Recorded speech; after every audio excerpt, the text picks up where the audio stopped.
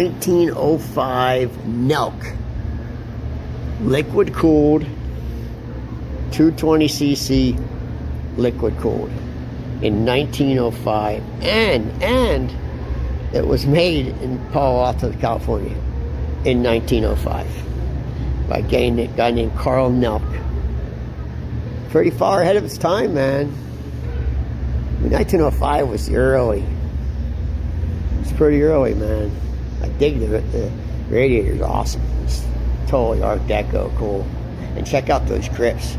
They might even be sterling silver, man. Nickel plated. Everything's nickel plated, no chrome. 1908 Indian. 1904 Thor. Flying Merkel. 60-mile-an-hour bike. It's a lot in 1914, man. Shaw. Crocker. Speedway bike. And 1925 Indian.